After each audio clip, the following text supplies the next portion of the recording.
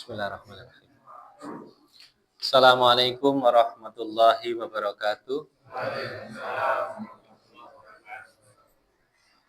Innal hamdalillah nahmaduhu wa nasta'inuhu wa nastaghfiruh wa na'udzu billahi min syururi anfusina wa min sayyiati a'malina. May yahdihillahu fala mudhillalah wa may yudlil fala hadiyalah. Asyhadu an la ilaha illallah wahdahu la syarikalah wa asyhadu anna Muhammadan abduhu wa rasuluhu la nabiyya ba'dah.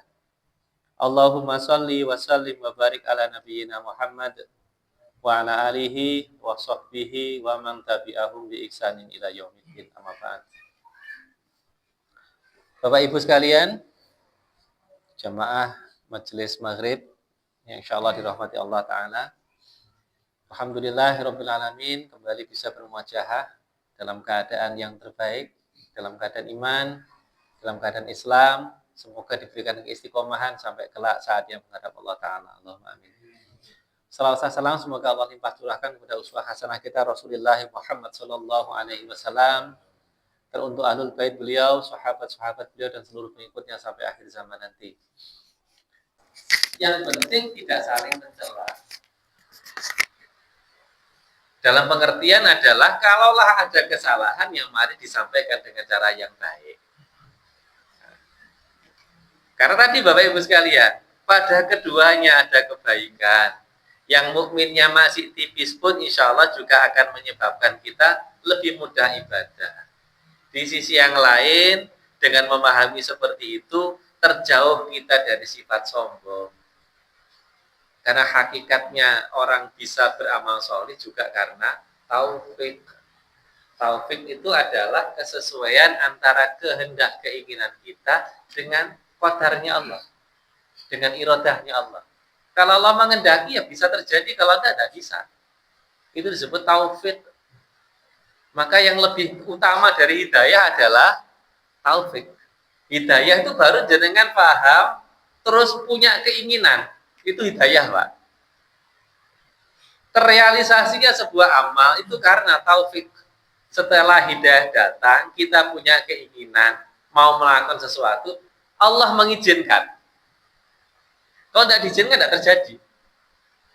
Maka disebut dengan taufik. Dari kata wafaqa. Makanya ada hadis mutafakun alai. Ya, para ahli hadis itu sepakat kan begitu. Maka taufik itu sepakatnya keinginan kita dengan iradah atau kehendaknya Allah. Maka terjadilah amal itu. Jadi Bapak Ibu sekalian, terhindar kita dari sifat sombong. Dan berikutnya juga menjadi pengingat bagi kita bahwa yang namanya kebaikan itu ada tingkatan-tingkatannya. Bagi yang masih di bawah, jangan putus asa, harus terus punya motivasi untuk meningkatkan diri, sehingga dari waktu ke waktu semakin baik. Jenengan jangan bayangkan sahabat itu sedaya sawalih kaya Umar bin Khattab, kaya Abu Bakar Siddiq, boten sing tukang mendem gitu seenten. Kan itu masyhur Gus Baha niku sing memasyurkan. Saya lupa namanya nih. Ada sahabat niku sik senengane mendem, tapi sahabat dia masih jujur. Nek pedho Kanjeng Nabi yo ngaku bar mendem nggih dikepuki kan terus nggih dijilit itu disampluk sampai 100 kali. Tapi nek kumat nggih mendem malih ngoten lho nggih. Sampai satu ketika ya karena namanya sahabat radhiyallahu an, Allah sudah ridho. Pada saatnya beliau betul-betul bertaubat. Bila kita kan bukan radhiyallahu an. Maka ya jangan coba-coba banyak bermaksiat. Ora tobat tenan kan repot begini. Artinya Bapak Ibu sekalian, kita berproses semakin baik.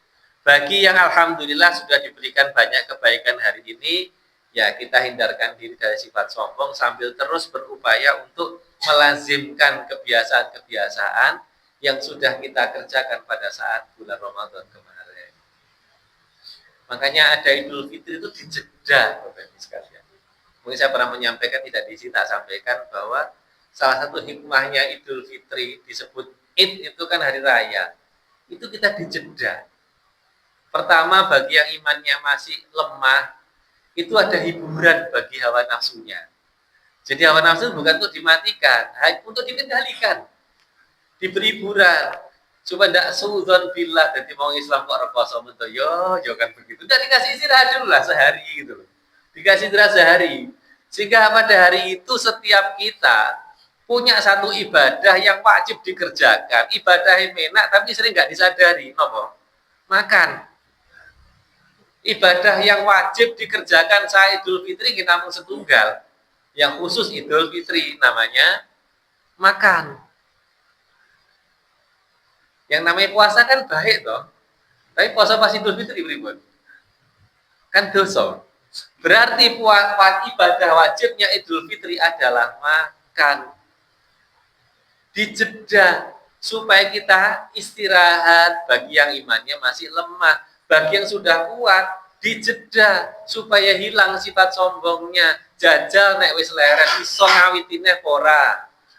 Nyatane poso Sawal ya sampai saiki nek sing guru genep kan ngaten to. Jadi istilahnya kan begitu. Jajal biyen iso kan terusan koncone akeh. Jajal diistirahatkan 1 hari. Ternyata yo akeh sing ora iso lanjut kan begitu. Supaya hilang sombongnya gitu loh Pak. Maka yang bahaya jadi orang soleh itu ketika muncul sombong. Maka jenengan yo aja teman-teman karo iblis. Saya tidak mengatakan iblis itu benar loh, iblis itu tetap salah, laknatullah jelas. Tapi dari satu sisi kita juga harus memahami dan mengambil pelajaran. Adanya iblis begitu itu kan karena memang prestasi amalnya luar biasa. Loh iblis lah tidak pernah maksiat toh. Sampai datang Nabi Adam tidak pernah maksiat iblis itu. Lah kok sakit betul maksiat? Sing godo dari ngenten, kan dari Dewi sudah. Sing godo dari Dewi. Kan pada waktu itu yang dilakukan iblis, yang konon menurut sebagian ulama namanya Azazil dari golongannya jin.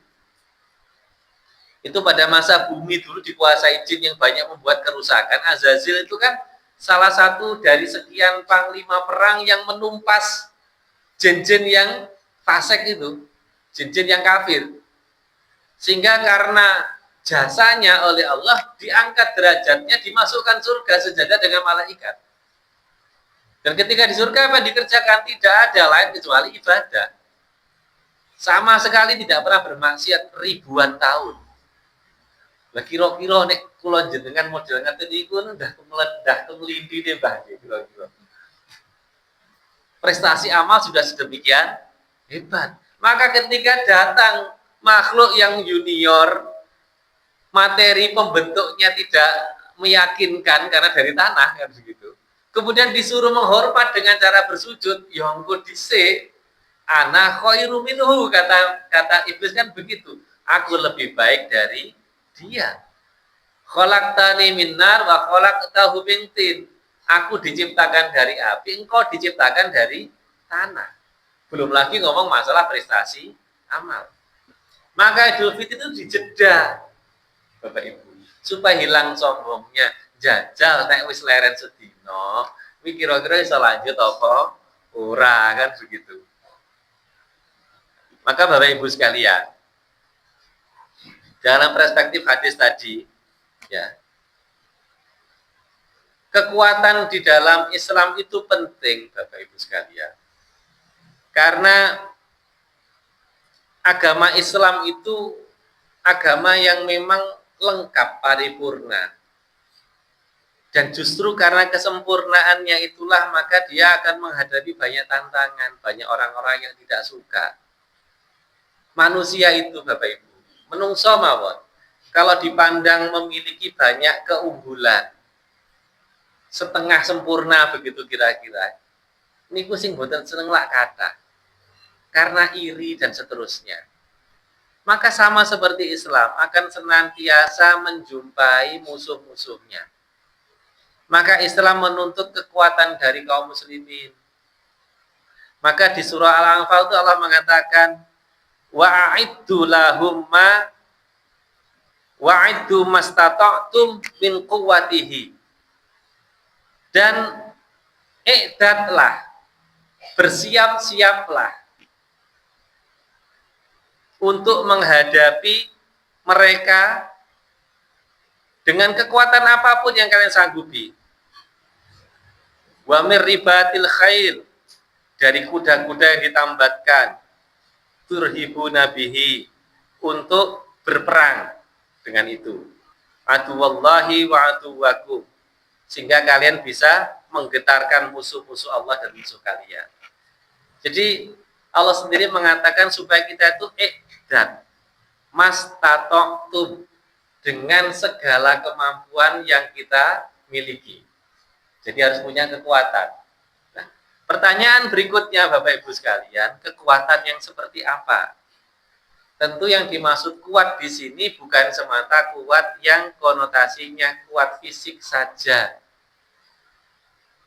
Kalau ukurannya cuma kuat fisik, ya kasihan yang sering sakit. Tapi yang dimaksud kuat itu tentu meliputi segala macam unsur yang melekat pada diri manusia. Dan yang paling utama tentu yang dimaksud dengan kuwah atau kekuatan itu adalah kekuatan iman. Karena balik lagi Bapak Ibu, yang menyebabkan manusia itu menjadi baik karena dia dalam keadaan iman. Tidak peduli seberapa kokoh keimanan yang ada pada dirinya, tetap baik. Semakin kokoh tentu semakin baik. Maka kekuatan yang mesti ada pada diri seorang mukmin sehingga dia dicintai oleh Allah dan dia lebih baik dari yang lain adalah kekuatan imannya. Karena ini pondasi, kata Sekolah di depan tadi. Dengan iman itu dia akan memiliki himmah. Himmah niku sesuatu yang senantiasa hangat. Maksudnya sesuatu yang hangat itu apa sing diangen-angen nggih niku ngoten. Maka saya pernah menyampaikan ke panjenengan toh, yang namanya niat itu tingkatannya pinten? Seimun apa pun kesupen? Niat. Niat itu secara fikih itu ada 5 tingkatannya. Ada hajis, ada khotir. Nah, hajis khotir mung liwat tok sederet wis serali gitu. Jadi gadah kerentek tapi terus hilang niku hajis atau khotir. Nek hajis sederet banget, nek khotir rada suwi ngoten mawon. Nah, kemudian yang ketiga nopo? Yang ketiga ada namanya hadithun nafas, pembicaraan di dalam hati. Jadi wis omong-omongan. Cara Pak Fauzidin bagi sodakoh ngaten wis mulai batin njero ati. Ikar sodakoh ki piro, kapan, ngaten nggih, sapa sing arep dikei. Tapi ki lagi ngomong-ngomongan dereng napa-napa niki baru diomongkan. Ada keinginan gitu loh Pak. Itu hadithun nafas. Dan ini penting. Jangan dikira kalau meskipun tidak jadi tidak penting. Karena ada satu hadis saya lupa matannya. Intinya, setiap mukmin itu harus pernah berniat untuk jihad fisabilillah, dalam pengertian jihad perang. Dan kalau dia seperti itu, maka matinya sebagai mati syahid meskipun di atas kasur. Nah, bahasanya niat itu dengan istilah hadithun nafas. Maka jenengan nek mirsa mireng cerita teman saudara kita di Gaza, yang minimal dari hati ki mikir mandakno mandaro sik nom tak budal perang. Padahal ora mungkin budal jane gitu. Itu sudah bagian daripada tadi anjuran Nabi supaya ada hadir nafas di dalam hati untuk ikut berperang melawan orang kafir gitu loh. Meskipun wahnya rawani budal saja nih gitu loh. Tapi setidaknya ada di dalam hati. Kenapa? Karena itu menunjukkan keberpihakan kepada orang beriman. Penting nih Bu. Jangan sampai dipikir mbok ngurus negarane dhewe ngurus negarane wong. Nah, bahaya niku. Ora sida mati syahid mungkin. Kalau yang seperti itu, minimal di dalam hati itu wegel pengen budal kata lho. Ora ketang jane yo ngerti ora mungkin budal kata lho. Cara dikon budal terang yo rawani kata lho. Ya mboten masalah, yang penting hadithun nafas di dalam hati. Nah, hamu itu di atasnya lagi. Senantiasa hangat dipikir terus kata lho. Terus takmir masjid, kok kurban pedus saya kayak mau mulai siji misalkan, ini dipikir kapan iso sapi misalkan, ini ku hamun senantiasa hangat di dalam pikiran. Mungkin belum punya aksi, emang jangan angan tok gitu. Nah, tahap yang kelima itu disebut dengan azam. Azam itu sudah direncanakan, perangkatnya disiapkan, supaya karek budal kira-kira. Nah, itu nilainya sudah sama seperti yang melakukan. Makanya saya sering menyampaikan Bapak Ibu, dados tiyang Islam niku sing penting itu adab. Adab salah satunya di dalam melakukan amal. Bukan cuma sekedar amal itu terjadi atau tidak terjadi. Allah itu tidak butuh dengan amal kita.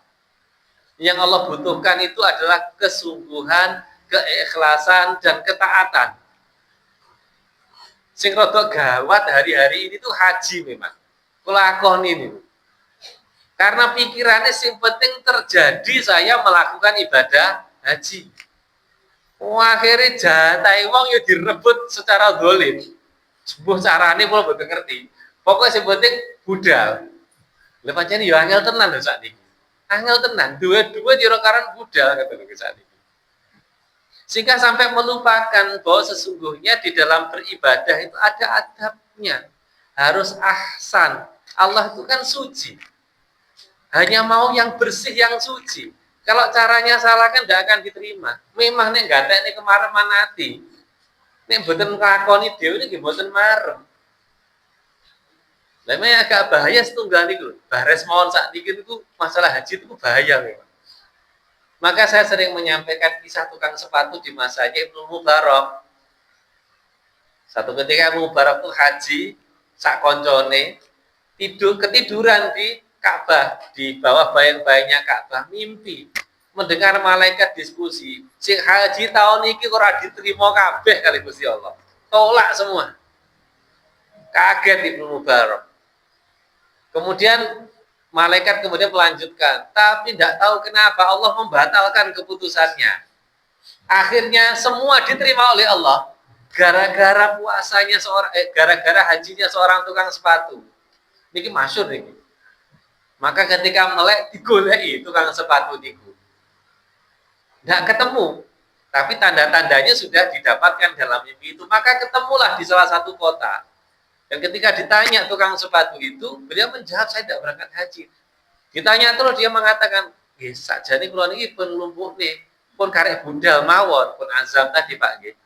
Tapi karena tetangganya sakit, tidak ada yang ngurusi uangnya, kemudian disedekahkan supaya orang ini bisa berobat jika dia batal berangkat haji.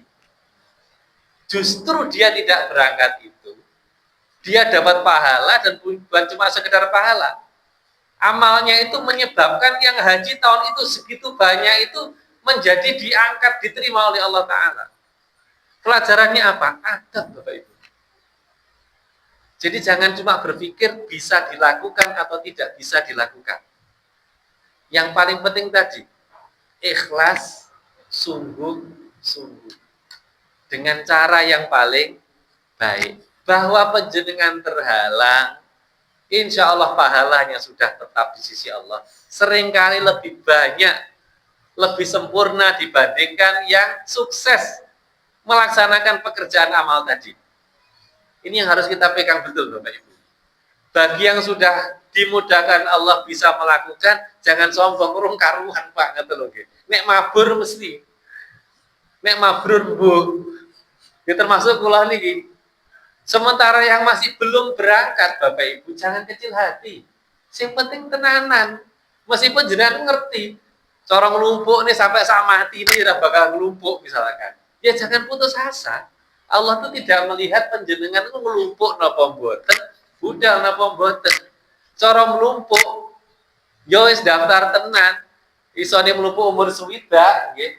Nggih budal 15 tahun maneh gitu. Pak ya budal umur 75 ora lolos tes kesehatan. Ya, repot toh. Sampai salahnya pas Pak Bambang iki lho, iso ora lolos tes kesehatan nggih piye ngono. Kenapa? Ya karena tadi haji sekarang itu persyaratan istiqoahnya makin berat. Gara-gara tahun kemarin yang meninggal di Mekah itu 50% dari Indonesia, gitu loh. Sak donya haji. Sing mati 100 misalkan, sing 50 niku saka Indonesia ngoten lho nggih. Wah iki bubrai iki. Makanya kemudian diperketat sehingga mereka-mereka yang terhalang terpaksa tidak bisa berangkat, enggak usah kecil hati, apalagi sampai suudzon billah. Alah, Gusti Allah ki piye leh ngoyo koyo ngene tetep ora iso budal. Enggak bisa begitu. Karena pahala itu bukan masalah terlaksana atau tidaknya. Tadi niat ada 5 Pak nggih. Yang terakhir azam. Maka semoga Bapak Ibu yang lebih kita utamakan adalah bagaimana kesungguhan kita, keikhlasan kita, ketaatan kita terhadap prosedur yang sudah ditetapkan oleh Allah dalam melakukan sebuah amal. Maka insya Allah sempurna pahalanya di sisi Allah. Tidak penting terlaksana atau tidak. Karena hakikatnya Allah tidak butuh dengan amal kita. Nah, Bapak Ibu, ketika orang himmahnya kuat, yang terbayang itu urusan iman dan perbuatannya, maka pasti dia punya sifat syaja'ah, berani. Ya wani melarat barang. Tiang bayar zakat lah wani melarat itu, termasuk infak sedekah. Keberanian apa yang paling besar? Ini kula sing dereng wani niki. Keberanian yang paling besar adalah menyampaikan al-haq di depan pemimpin yang dolim. Ene sing wani ora kira-kira. Oh, itu berat niku. Berat menyampaikan kebenaran di hadapan pemimpin yang dolim. Cuma wangsul malih Bapak Ibu, sama seperti dengan iman, keberanian pun ada tingkatannya. Sing penting kita itu masih tahu mana yang benar, mana yang salah. Dan kita upayakan amar ma'ruf nahi mungkar sesuai dengan kapasitas kita masing-masing. Dan yang kedua Bapak Ibu, orang yang imannya kokoh pasti punya sifat sabar. Sabar itu bukan pasrah bongkoan, tapi sabar itu mampu menanggung yang tidak disukai dalam hal taat kepada Allah, dalam hal meninggalkan maksiat, dalam hal ketika tertimpa musibah, itu sabar. Dan itu akan